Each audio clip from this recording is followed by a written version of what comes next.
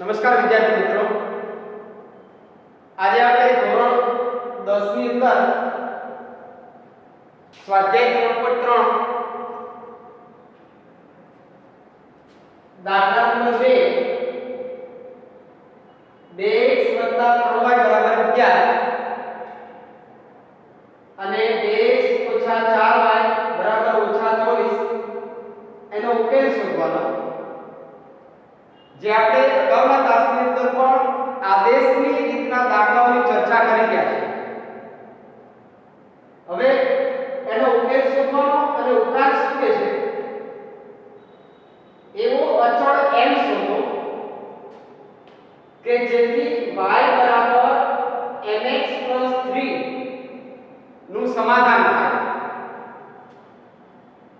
તો આપણે જે દાખલાની ગણતરી કરીએ છીએ एक प्रकारे आ पहलू समीकरण 2x 3y 11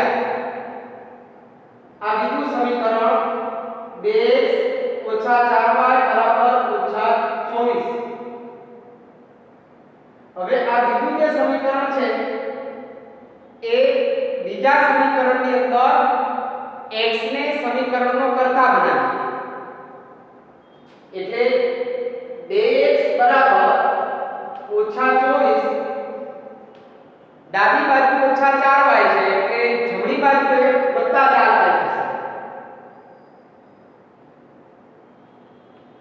x ને કરતા બનાવો, x ની સાથે બે ગુણાકારનો પદ છે, તો ડાબી બાજુથી જમણી બાજુ પદ લઈ જશો એટલે ભાગાકારમાં એટલે કે છેદમાં જશે,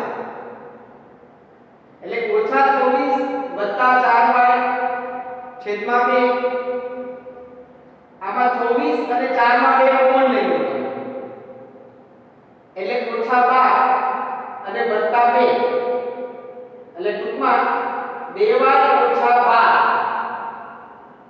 અહીંયા 2 કોમન લીધેલા છે એટલે 2 અંશમાં અને 2 છેદમાં દૂર થશે, એટલે x ની કિંમત શું મળે છે આપણને 2y 12. આ જે કિંમત છે એ કિંમત તો આપણે સમીકરણ 2 માંથી મેળવી છે x ની કિંમત. તો આ કિંમતને સમીકરણ 1 ની અંદર આપણે મૂકવાની રહેશે, એટલે જો સમીકરણ 1 તો કે 2x 3y 11 x ની જગ્યાએ શું લેવાનું છે તો કે 2y 12.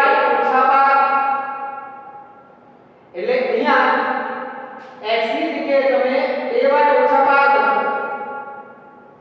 વત્તા 3y બરાબર 11.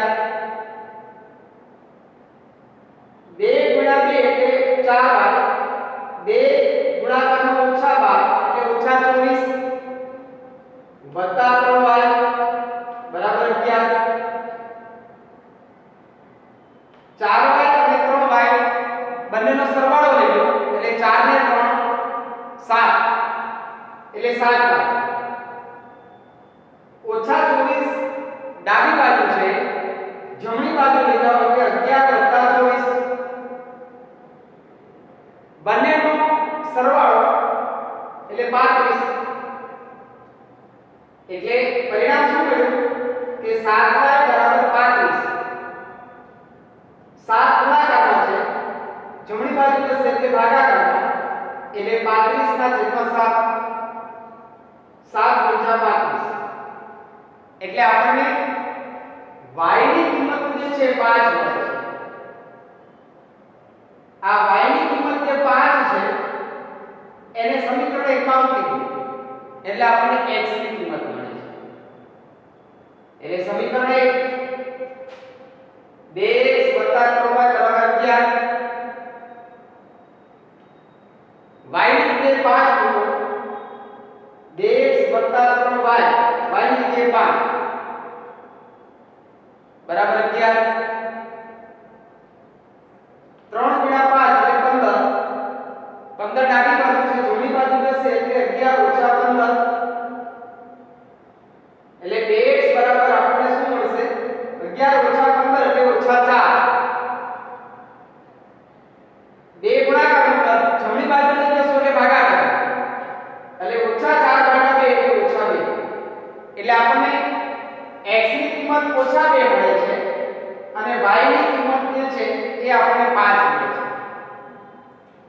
એટલે વિદ્યાર્થી મિત્રો અહીં આપણને દ્વિચલ સુરેખ સમીકરણ યુગ્મનો ઉકેલ મળી ગયો. હવે આ જે ઉકેલ મળે છે એ y mx 3 નું સમાધાન કરે છે કે કેમ એ આપણે ચેક કરવાનું છે, તપાસવાનું. તો એ y mx 3 ની અંદર આ x અને y ની કિંમત મૂકી દો. એટલે y બરાબર 5 mx x ની જગ્યાએ ઓછા 2 વત્તા 3 એટલે અહીંયા m ગુણ્યા ઓછા 2 એટલે ઓછા 2m. જમણી બાજુથી ડાબી બાજુ લઈ જશો એટલે 2 3 ડાબી બાજુ 5 છે, જમણી બાજુ લઈ જશો એટલે ઓછા 5 એટલે 3 ઓછા 5 એટલે ઓછા 2 એટલે અહીંયા 2m બરાબર ઓછા 2 ગુણાકાર ભાગાકારમાં થશે એટલે ઓછા 2 ભાગ્યા 2 એટલે 1 ઓછા 1 એટલે m ની કિંમત આપણને ઓછા 1 મળે છે. એટલે અહીંયા આપેલ સમીકરણ યુગ્મનો ઉકેલ x બરાબર ઓછા 2 y બરાબર 5 અને m બરાબર ઓછા 1 મૂકવામાં આવે તો આપેલ જે સમીકરણ છે y બરાબર mx 3 આનું સમાધાન થાય છે એમ આપણે કહી શકીએ છીએ. હવે ત્યાર પછી ના જે દાખલાઓ છે એ દાખલાઓ કેટલાક સમસ્યા સ્વરૂપે છે અને એ સમસ્યા નો ઉકેલ છે આપણે આદેશની રીતે મેળવવાનો છે. જો પહેલી સમસ્યા શું કહે છે કે બે સંખ્યાઓનો તફાવત 26 છે અને એક સંખ્યા એ બીજી સંખ્યાથી 3 ગણી વધારે છે તો તે સંખ્યાઓ શું? હવે અહીંયા બે સંખ્યાઓનો તફાવત 26 છે એટલે ટૂંકમાં બે સંખ્યાઓની બાદબાકી એ આપણને 26 મળે છે.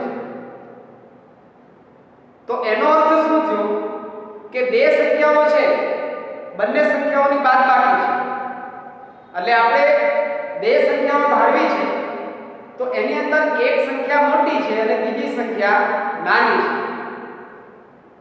તો આપણે ધારીએ કે ધારો કે મોટી સંખ્યા x છે અને નાની સંખ્યા y છે. હવે અહીંયા પહેલી શરત શું આપેલી છે કે તફાવત 26 છે. તો તફાવત 26 છે તે x ઓછા y બરાબર 26. પણ y ઓછા x બરાબર 26 નહીં લખી શકીએ. શું કામ? મોટી સંખ્યામાંથી નાની સંખ્યા બાદ થાય એટલે મોટી સંખ્યા આપણે x ધારે છે અને નાની સંખ્યા છે y છે અને આ બંને સંખ્યાનો તફાવત 26 છે એટલે x ઓછા y બરાબર 26. એટલે પહેલું સમીકરણ આપણને મળ્યું. હવે બીજી શરત શું કહે છે કે એક સંખ્યા બીજી સંખ્યાથી 3 ગણી મોટી છે. હવે એક સંખ્યા છે બીજી સંખ્યાથી 3 ગણી મોટી છે તો મોટી કઈ છે કે મોટી સંખ્યા છે એ નાની સંખ્યાથી 3 ગણી વધારે છે એમ આપણે સમજવું. એટલે મોટી સંખ્યા x છે અને નાની સંખ્યા છે y છે. હવે આ x છે y કરતા 3 ગણા વધુ છે. 3 જેટલા વધુ છે એમ નહીં સમજવાનું, 3 ગણા વધુ છે. તો બંને બાજુ જો બેલેન્સ કરવું હોય તો આપણે આ 3 ગણા વધારે છે x તો અહીંયા 3 વડે ભાગાકાર કરો અથવા જમણી બાજુ 3 વડે ગુણાકાર. સામાન્ય રીતે એ બંને બાજુ સરખી કરવા માટે આપણે ફેરફાર છે એ જમણી બાજુ કરીએ છીએ એટલે x બરાબર 3y આ સમીકરણ 2 એટલે આ સમીકરણ 2 x બરાબર 3y છે આ જ કિંમત છે આપણે સમીકરણ 1 ની અંદર મૂકી દઈએ એટલે સમીકરણ 1 તો કે x - y બરાબર 26 છે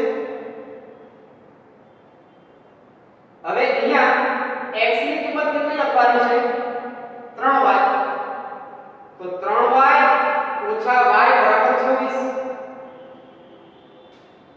હવે 3y માંથી 1y જશે એટલે 2y બરાબર 26 અહીંયા જો બે ગુણાકાર પદ સામે જશે એટલે ભાગાકાર 26 ભાગ્યા 2 એટલે 13 એટલે y બરાબર આપણને 13 હવે y બરાબર 13 આ સમીકરણ 2 ની અંદર તમે મૂકી દો જો સમીકરણ 2 કયું છે તો કે x બરાબર 3y છે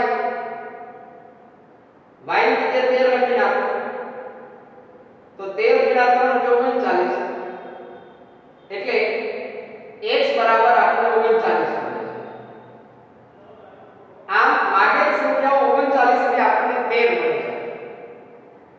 છે એટલે જો આપણે પાછું રીચેક કરવું હોય તો અહીંયા તો મોટી સંખ્યા 39 મળે છે x બરાબર અને નાની સંખ્યા છે 13 મળે છે હવે આપણને શરત શું કીધી હતી કે બંને સંખ્યાઓનો તફાવત 26 છે એટલે 39 માંથી 13 બાદ કરો તો 24 થશે પછી બીજી કન્ડિશન શું કીધી કે મોટી સંખ્યા છે એ નાની સંખ્યા કરતા 3 ગણી વધારે છે તો આ 13 છે 13 39 એટલે 3 ગણી વધારે છે એટલે ટૂંકમાં આપણો જવાબ છે એ સાચો છે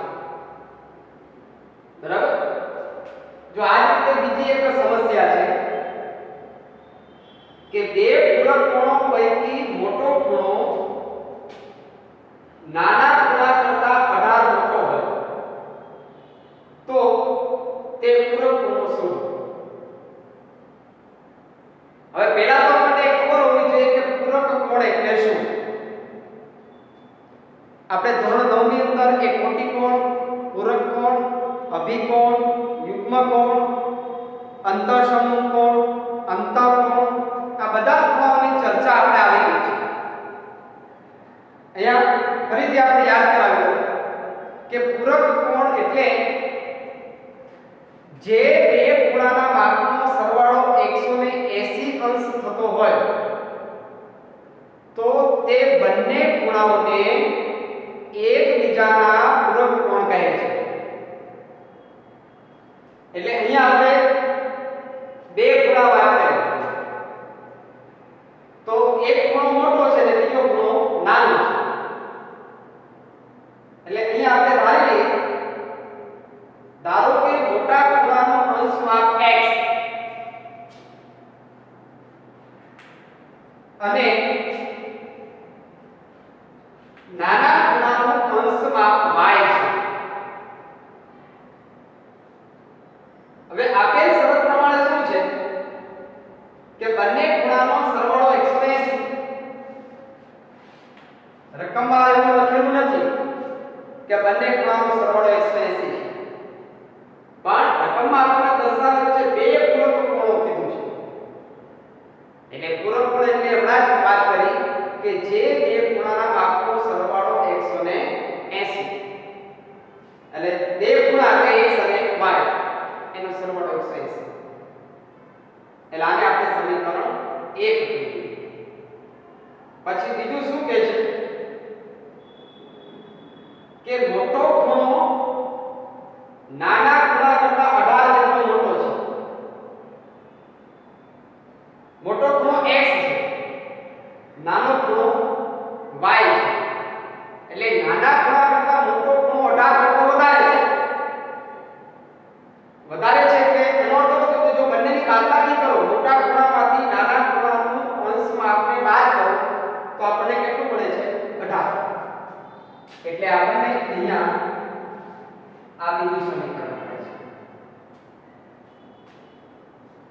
હવે જો અહીંયા આ બીજું સમીકરણ છે x - y = 18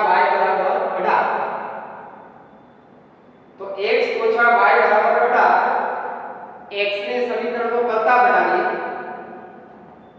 ઓછા y છે જમણી બાજુ જશે એટલે વત્તા y એટલે y વત્તા 18 એટલે x ની કિંમત આપણને y વત્તા 18 મળે છે.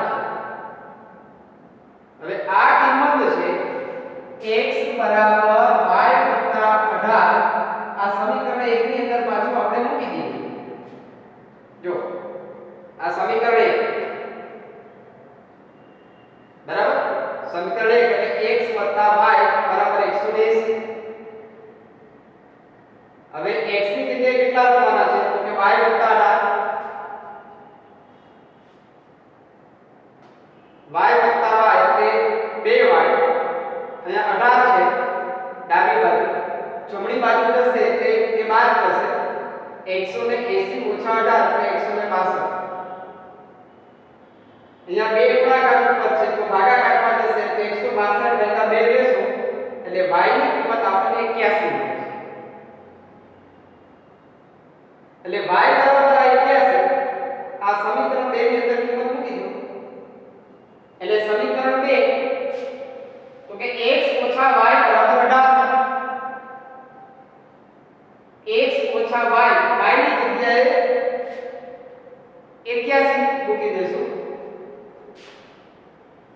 x ને કરતા બનાવો તો 18 ઓછા 81 ડાબી બાજુ છે તો જમણી બાજુ જશે એટલે વત્તા 81 એટલે 99. એટલે અહીંયા આપેલ જે બંને ખૂણા છે એ બંને ખૂણા એકબીજાના પૂરક કોણ છે એટલે એક ખૂણાનો માપ આપણને 99 મળે છે અને બીજા ખૂણાનો માપ 81 મળે છે. એટલે આ બંને ખૂણાના માપ સાચા છે કે કેમ એને આપણે ચેક કરવું હોય તો આપણે બંને ખૂણા કેવા કીધા છે પૂરક. પૂરક છે એટલે બંને ખૂણાનો સરવાળો કેટલો થાય 180 તો બંને ખૂણા આપણે 99 અને 81 બરાબર. આ બંનેનો તમે સરવાળો કરશો એટલે આપણને 180 મળી જાય છે. એટલે એનો અર્થ એવો છે કે આપણે દાખલાની જે ગણતરી કરી છે એ દાખલો આપણો સાચો છે. વિદ્યાર્થી મિત્રો અહીંયા આ બોર્ડ ઉપર જે દાખલાઓની ગણતરી દર્શાવેલી છે એ ગણતરીનો સ્ક્રીનશોટ લઈ લેવાનો જેથી કરી તમે એ દાખલો ફરીથી પાછો સમજવો હોય તો એ સમજી શકો અને એ સમજણના આધારે પછીના જે દાખલાઓ છે એ પણ તમે એનો મહાવરો કરી અને સારી રીતે તમે એ દાખલાઓ ગણી શકો છો. આ જ રીતે આપણે પછીના જે દાખલાઓની અંદર કેટલીક જે સમસ્યાઓ છે એ સમસ્યાઓ આદેશની રીતે એનો ઉકેલ મેળવી અને એ દાખલાઓ ગણશું. પછીના તાસની અંદર એ વધારાના દાખલાઓ છે એની ચર્ચા કરશું. આભાર.